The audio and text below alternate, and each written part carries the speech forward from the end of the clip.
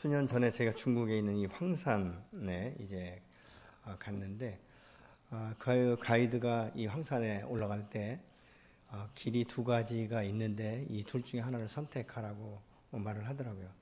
한쪽은 케이블카를 타고 거의 중반까지 올라가서 그 길은 좀 평탄한 길이다. 그래도 좀 갈 만한 길이다. 그러나 다른 한 길은 이 길이 좁고 협착하지만 그곳은 한번 올라가기 시작하면 돌아올 수 없는, 그러니까 끝까지 완주해야 되는 길이다. 이렇게 이야기를 하더라고요. 근데 저희 아내가 무슨 마음을 먹었는지 그냥 산길로 가겠다. 이렇게 이제 결정을 하고 출발을 했습니다.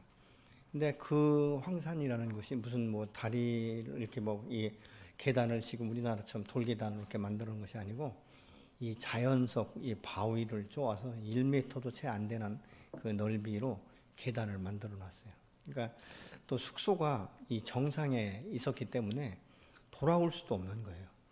그러니까 끝까지 한번 선택했으면 끝까지 가야 되는데 한 중반쯤 올라가니까 저희 아내가 너무 힘들어서 못 가겠다는 거예요. 그러니까 내려갈 수도 없고 올라갈 수도 없고. 그렇지만 어떻게 합니까? 이미 이제 그곳에서 우리가 낙오될 수는 없으니까 숙소까지는 가야 되니까 끝까지 이렇게 올라갔는데 사실 참 큰 보람이 있더라고요. 사실 우리 인생도 어떻게 보면 마라톤과 같은 인생이다 이렇게 볼 수 있죠.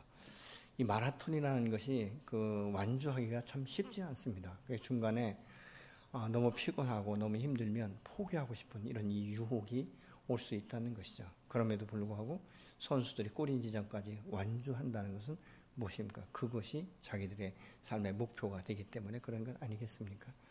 우리 신앙생활도 마찬가지예요. 사실 처음에 내가 예수를 믿으면 그 길이 평탄한 줄 알았지만 실질적으로 우리는 이 세상 가운데 살기 때문에 예수 믿는 사람들이 분리된 삶을 사는 것이 아니라 세상 안에서 우리가 살기 때문에 여전히 우리의 인생은 퍽퍽한 인생을 살아갈 수밖에 없다는 것입니다. 또 믿기 전에는 그래도 이 세상의 법을 따라서 이 공중권세 잡은 이 어둠의 영에 의해서 지배를 받기 때문에 그냥 그렇게 사는 것이 당연한 건 줄 알았죠. 하나님의 말씀 앞에 거듭나서 진리의 말씀이 우리 안에 들어오고 이 빛이 우리 안에 생명의 빛으로 임하면서부터 우리가 분별력이 생기기 시작하지 않습니까? 이렇게 사는 것은 하나님의 뜻이 아니다. 이렇게 사는 것은 하나님의 축복을 우리가 경험할 수 있는 이 길이 아니다는 것을 알기 때문에 실제적으로 우리의 삶 가운데 갈등이 일어나지 않습니까? 근데 이 갈등을 이기면 극복할 수 있고 이 갈등을 이기지 못하면 그 자리에 멈춰설 수밖에 없는 인생인 것을 우리가 보게 되는 것이죠. 오늘 본문에 나오는 이 아브라함은 창세기 12장에 보면 본토 친척 아비집을 떠나라 이렇게 말하는데 사실 우리가 이 부분만 본다면 아브라함을 하나님께서 처음 부르신 것 같지만 그렇지 않다는 것이죠. 하나님께서 지금 이 12장에 말씀하고 있는 것은 사실은 두 번째 아브라함에게 찾아오셔서 말씀하시는 내용인 것을 우리가 볼 수 있게 됩니다. 근데 사실 이 아브라함이 이 갈대로 메소포타미아에서 출발해서 이 하란까지 왔는데 약 한 800km에서 1000km 정도를 잡습니다. 말이 그렇지 지금처럼 무슨 KTX가 있는 것도 아니고 비행기가 있는 것도 아니고 그때는 이제 어떻든 짐승을 타든 뭐라는 모든 가속을 다 데리고 와야 되기 때문에 걸어서 800km나 1000km라는 것은 그렇게 넉넉한 것이 아니죠. 어쩌면 너무 힘들어서 잠시 쉬었다 간다고 한 것이 그 하란에서 머물러 있었는지도 모릅니다. 근데 하란에서 아브라함은 어떤 삶을 살았는가? 그의 믿음은 정지된 상태의 삶을 살았다는 것입니다. 근데 그의 아버지 데라는 사실은 하나님의 부르심 안에서 하나님을 섬긴 것이 아니고 우상을 섬겼다라고 여호수아서 24장 2절은 말씀을 합니다. 여호수아가 모든 백성에게 이르되 이스라엘의 하나님 여호와께서 이같이 말씀하시기를 옛적에 너희 조상들 곧 아브라함의 아버지 나홀의 아버지 데라가 강 저쪽에 거주하여 다른 신들을 섬겼다라고 말하고 있죠. 근데 사실 이 데라의 직업이 무엇이었느냐? 어떤 분들은 그렇게 얘기합니다. 우상을 이 목상으로 조각해서 팔았다 이런 이제 이야기들도 합니다. 어떻든 아브라함은 이 하란에 머무는 동안 하나님의 주시는 이 언약, 이 축복이 정지된 상태에서 있었고 그의 가족 전체가 예수 믿는 이 하나님을 섬기는 것이 아니라 오히려 우상을 섬기는 이 삶을 살아가는 이 부모들 또 이 가족들 안에서 아브라함이 믿음을 어떻게 지켰을까 우리가 생각해 볼 수 있지 않겠습니까? 결국은 하나님께서 이 아버지 데라가 죽자 아브라함에게 다시 찾아오셔서 말씀하기 시작합니다. 사도행전 7장 2절로 3절의 말씀입니다. 스데반이 이르되 여러분 부형들이여 들으소서. 우리 조상 아브라함이 하란에 있기 전 메소포타미아에 있을 때에 영광의 하나님이 그에게 보여 이르시되 내 고향과 친척을 떠나 내가 내게 보일 땅으로 가라 하시니. 사실 아브라함이 갈 바를 알지 못하고 갈대우를 떠났지만 직접 약속의 땅까지 완주하지 못하고 중간에 이 하란에 머물러 있는 이 모습을 오늘 본문을 통해서 알 수 있게 되는 것이죠. 근데 그의 아버지 데라가 죽으니까 여호와 하나님께서 다시 찾아오셔서 말씀하십니다. 그때 그의 나이가 75세였다 이렇게 말합니다. 사실 75세에 다시 하나님의 부름 앞에 순종한다는 것은 인간적으로 볼 때 그렇게 넉넉한 것은 아니죠. 또한 이 신앙이라는 것은 멈춰 섰다가 다시 출발하는 것이 여간 힘든 것이 아닙니다.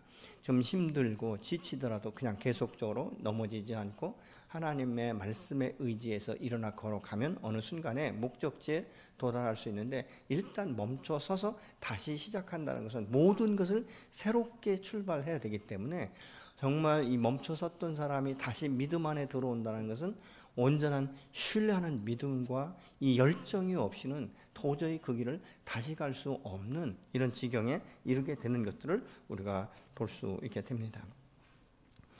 사실 우리가 믿음 안에서 순종한다는 것은 나이와 상관이 없어요. 어떤 때 전도하다 보면 이런 말 합니다.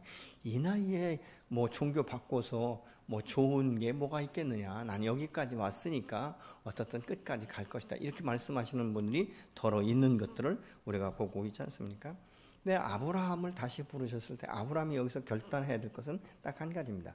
하나님 말씀 앞에 내가 다시 순종해서 일어나서 그 말씀하신 약속의 땅으로 갈 것인가, 아니면 주저앉은 길에 아예 여기서 푹 쉬면서 이렇게 사는 것이 나의 인생이다 라고 거기에서 살 것인가. 이것은 선택 안에 있는 것을 우리가 봅니다.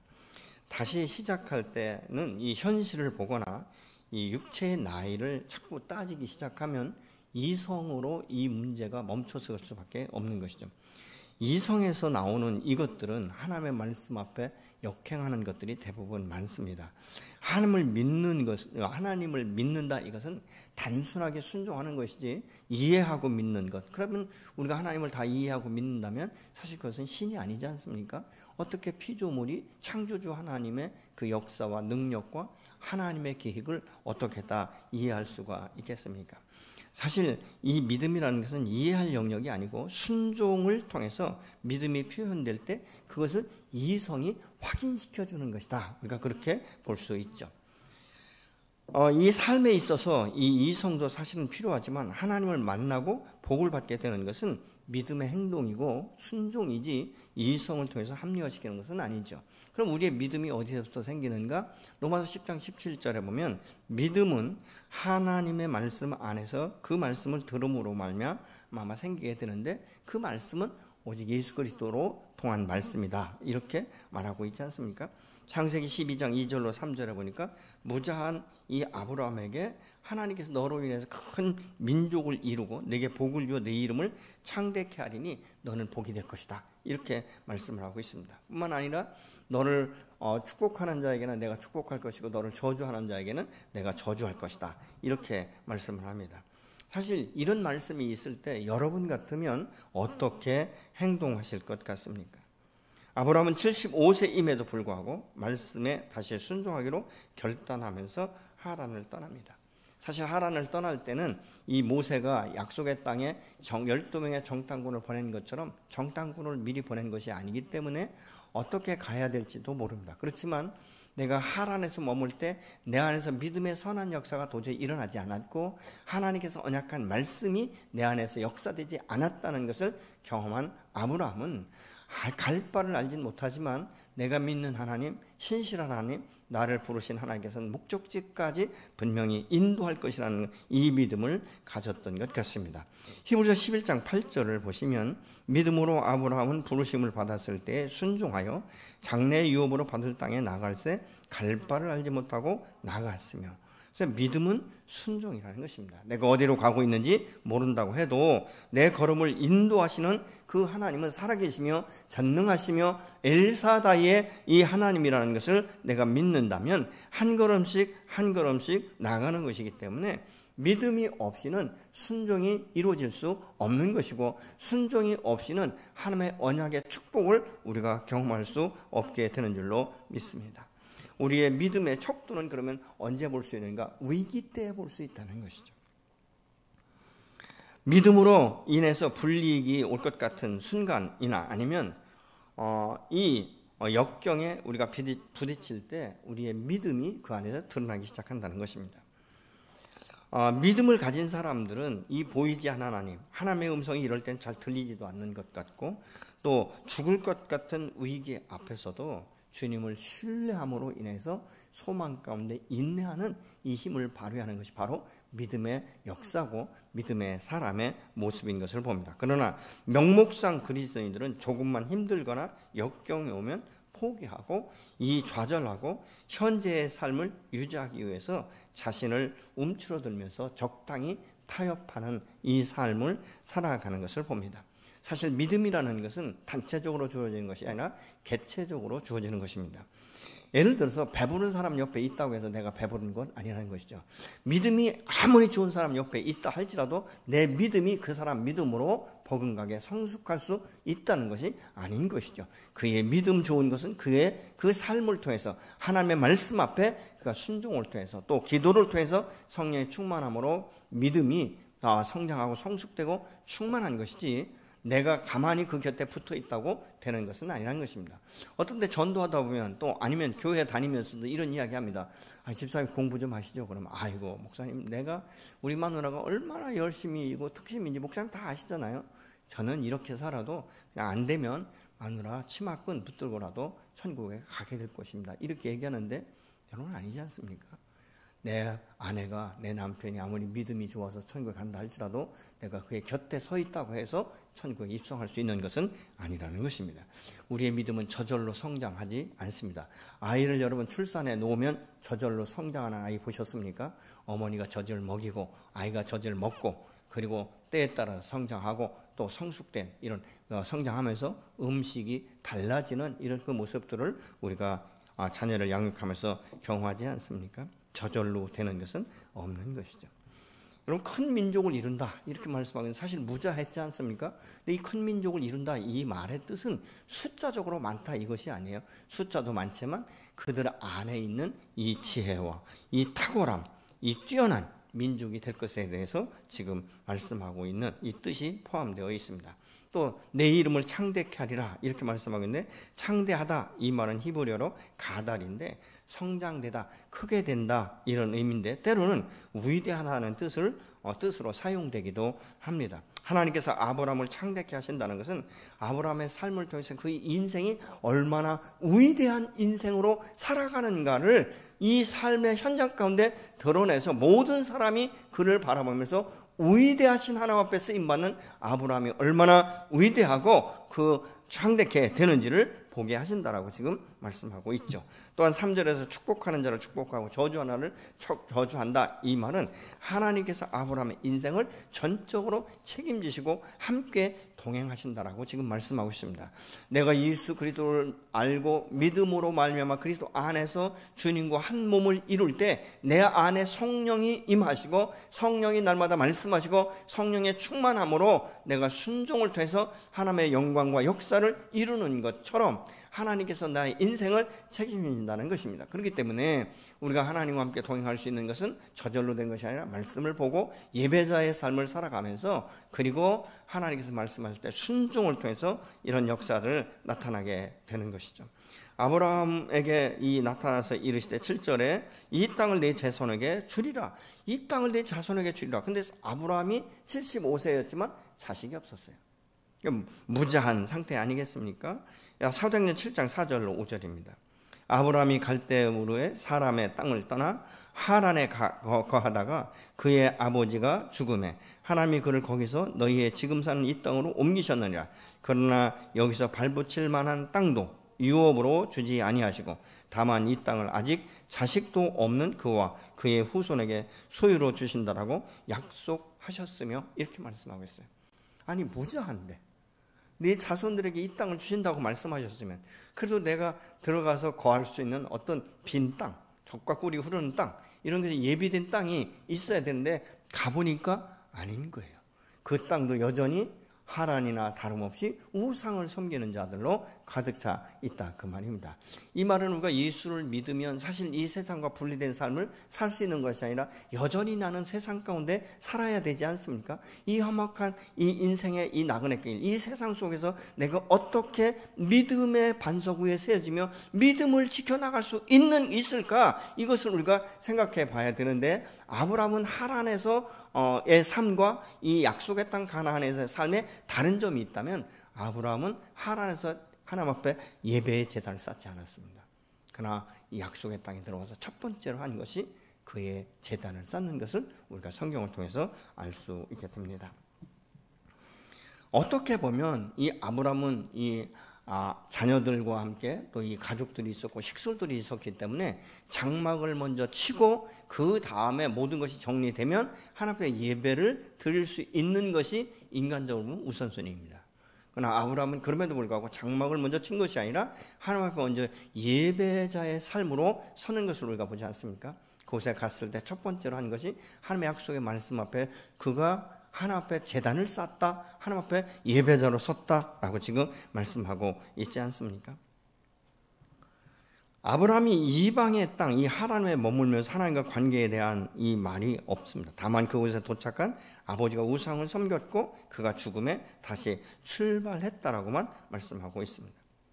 하나님 중심의 삶을 살지 않으면 이 험악한 세상 가운데서 이 영향을 받을 수 없기 때문에 그는 예배를 통해서 주의 임재를 경험하고 주님과 함께 동행하면서 승리할 수밖에 없다는 것을 터득한 것입니다. 이 세겜이라는 이 세겜의 의미는 이 어깨라는 의미가 있어요. 이 어깨는 어떤 것입니까? 힘이 있다는 것이죠.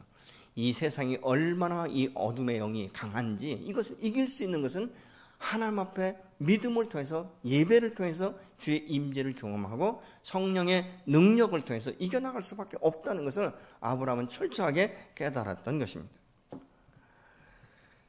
우리가 이 예수 그리스도 안에서 거듭났지만 이 보혈은 주의 보혈은 우리가 거듭날 때만 필요한 것이 아니지 않습니까? 세상의 나그네 길을 살면서 우리가 죄를 지을 때마다 십자가 앞에 나가 예수의 그 보혈로 정결케 씻김 받는 이런 역사들이 오늘 또 우리 안에서 계속되어야 될 줄로 믿습니다. 그래서 아브라함이 예배자로 선다 이 말은 선제적 대응을 했다라고 우리가 볼 수 있는 것이죠. 왜 이 데마가 사도 바울과 함께 동역을 하다가 이 세상을 더 사랑해서 데살로니가로 갔을까? 예배에 대한 실패인 것입니다. 아브라함의 곁을 따라다니는 조카 롯은 아브라함과 함께 예배를 드릴 때마다 곁에 섰었습니다. 그러나 아브라함과 헤어질 때는 이 소돔 고모라 성이 멸망하기 전이었기 때문에 하나님의 동산과 같았다라고 말하고 있죠. 그런데 그가 그곳에서만 머무는 것이 아니라 점진적으로 소돔 성의 중심부로 들어가는 것을 우리가 성경을 통해서 볼 수 있지 않습니까? 제약이 관영한 그 안에 들어가서 결국은 이 롯이 그 소돔에 가서 이전에 아브라함과 함께 단을 쌓았던 것처럼 단을 쌓았다는 말이 없습니다. 결국은 무엇입니까? 세상 가운데서 세상을 도저히 자기 힘으로 능력으로 이길 수 없는 것이죠. 우리가 이 신앙생활이라는 것은 지식으로 어떤 감정으로 이것이 신앙이 성장하는 것 아니에요. 말씀 안에서 기도를 통해서 또 주님과 함께 예배를 통해서 주의 임재를 경험하고 주의 음성을 들을 수 있는 줄로 믿습니다. 예배에 실패하면 사실 우리는 신앙생활에 실패한다 이렇게 볼 수 있게 되는 것이죠. 오늘날 수많은 사람들이 그리스도인들이 점점 영적으로 게을러지고 될 수만 있으면 집 안으로 들어앉게 되는 이런 모습을 보지 않습니까? 여러분 예배에 우리가 실패를 하면 사실 우리는 신앙생활에 대해서 실패할 수밖에 없어요. 왜? 영적인 능력이 우리에게 부여되지 않기 때문에 그렇습니다. 자꾸 세상적으로 합리적으로 이렇게 생각하기 때문에 그렇다 그 말입니다. 아브라함이 하나님의 말씀을 듣고 먼저 예배의 단을 쌓은 것은 하나님에 대한 믿음의 표현인 것이에요. 하나님과의 이 교통의 자리가 바로 예배의 자리 아니겠습니까? 아브라함의 예배는 한 번으로 그치지 않습니다. 그가 가는 곳마다 옮겨갈 때마다 그곳에서 예배를 먼저 드렸다라고 말씀하고 있습니다. 아브라함이 복인의 삶을 살고 하나님의 언약이 성취되는 삶을 산 비결은 다른 것이 아니요 예배의 승리가 기인된 줄로 믿습니다. 아브라함은 제단을 쌓은 후에 베델 동쪽 산으로 옮겨가서 자기가 거할 장막을 칩니다. 서쪽은 베델이며 동쪽은 아이라. 그가 그곳에 여호와께 제단을 쌓고 여호와의 이름을 부르더니 점점 남방으로 옮겨갔다라고 지금 말씀하고 있습니다. 아브라함이 돈이 없어서 장막, 이 텐트를 친 것이 아니에요. 아브라함은 부자였어요. 어떻게 하는가? 나중에 보면 이 롯이 포로로 잡혀갔을 때 자기 집에서 양육한 318명의 군사를 데리고 가서 롯을 구출해 왔다라고 말합니다. 318명의 군사를 이렇게 훈련시킬 수 있는 것은 돈이 없어서는 도저히 할 수 없는 일이지 않습니까? 아브라함에는 훌륭한 아주 충성스러운 가족들이 그 안에 있었다는 것을 우리가 볼 수 있게 됩니다. 그래서 장막을 쳤다는 것은 이 땅은 영원한 것이 아니고 하나님의 나라에 영원한 이 천국이 있다는 것을 알기 때문이다라고 히브리서 11장 9절과 10절은 이렇게 말씀합니다.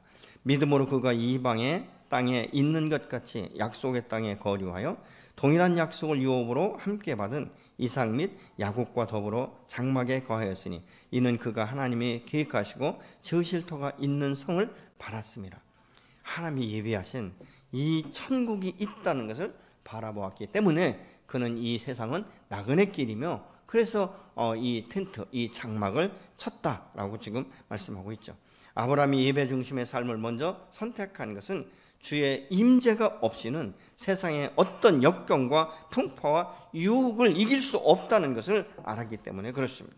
예배를 통해 주의 임재 앞에 서면서 세상의 방법을 따르지 않고 하나님의 말씀 앞에 순종하는 삶을 통해서 세상과 구별된 삶을 살아가도록 지금 아브라함은 그렇게 철저하게 자기의 우선순위를 주 앞에 두는 것을 우리가 봅니다. 아브라함이 장막을 친 곳은 서쪽은 베델인데 베델이라는 말은 하나님의 집이라는 뜻이 아니겠습니까? 동쪽은 아이인데 아이라는 말은 파멸과 멸망이라는 뜻이 함께 포함되어 있습니다. 우리의 인생은 사실 선택의 연속입니다. 이 험한 세상에서 내가 주님을 선택할 것인지 세상에서 좀 더 누리기 위해서 세상을 선택할 것인지.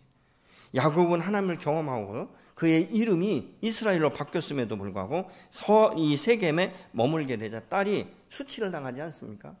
아버지가 이 문제를 해결하지 않으니까 그 야곱의 아들들이 일어나서 이 세겜과 이 잘못된 이 계약을 하고 오히려 세겜의 남자들을 다 쳐 죽이면서부터 이 야곱의 마음 가운데 엄청난 두려움이 엄습해 옵니다.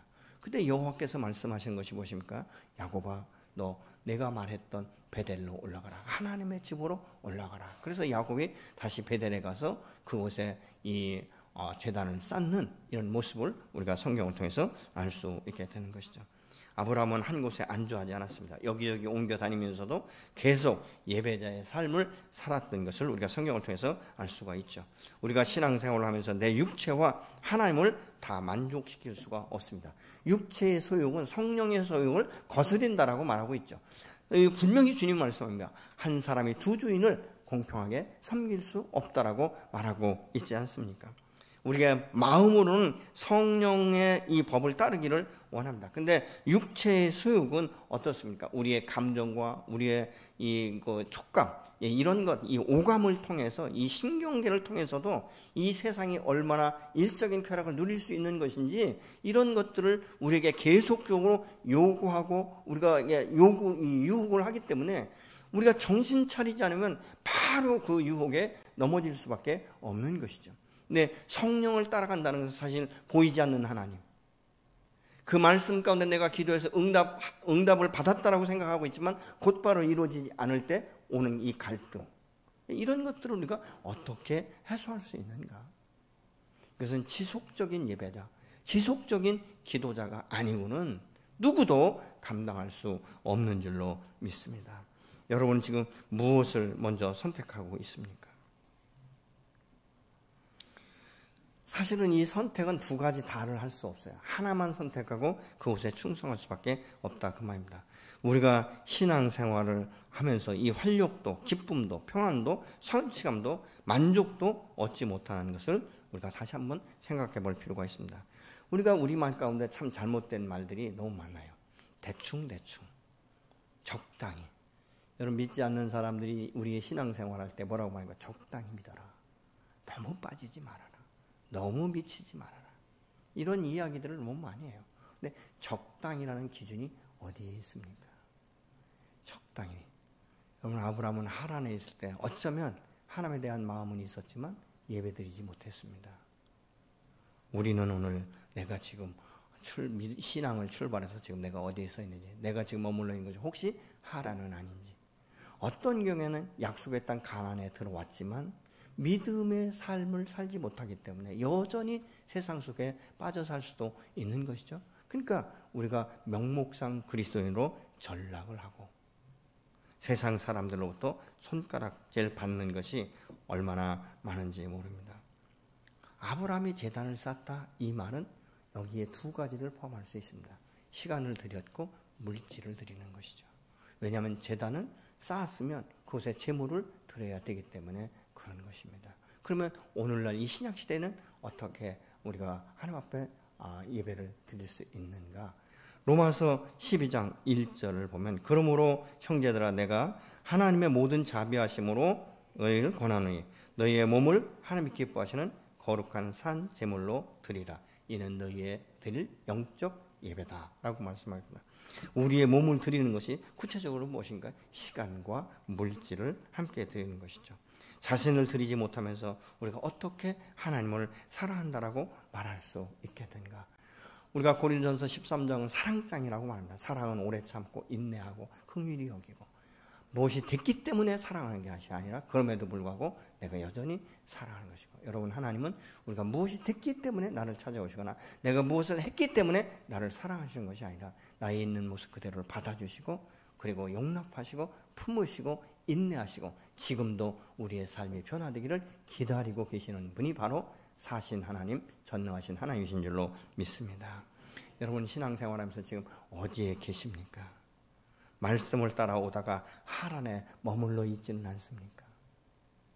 내가 마음으로는 일어나고 싶은데 도저히 이것이 일어나지지 않아서, 내가 기도하고 싶은데 무릎이 꿇어지지 않아서, 내가 기도할 줄 몰라서, 하나님의 말씀을 봐야 되는 줄 알지만 너무 바쁘고 피곤해서, 이런 시간들이 며칠이나 연속되셨습니까? 아니, 어쩌면 몇 달, 아니 어쩌면 몇 년이 되었을 수도 있습니다. 여러분이 현재 있는 위치는 하란이십니까? 약속의 땅 가나안에 들어오셨습니까? 그렇다면 이 가나안 땅에서 이 세상과 벗하지 않고 구별된 삶을 살 수 있는 것은 예배인데, 여러분이 하나님 앞에 예배드리는 마음 중심이 어떻습니까? 신령과 진정으로 예배를 드리십니까? 하나님, 나는 당신이 없이는 살 수 없습니다. 내가 당신을 갈망합니다. 내 영혼이 주님과 깊은 교제 가운데 있기를 소망합니다. 이런 마음들이 여러분 안에 있습니까? 내가 가나안에 들어왔지만 예배자의 삶에 미치지 못하고 있다면 우리 시간 다시 한번 회개하며 아브라함처럼 예배를 통해서 하나님으로부터 능력을 공급받고 그 힘과 지혜와 이 분별력을 가지고 이 세대와 구별된 삶을 살아가는 예배에 승리하는 저 여러분이 되시기를 예수님으로 부탁하고 축원합니다.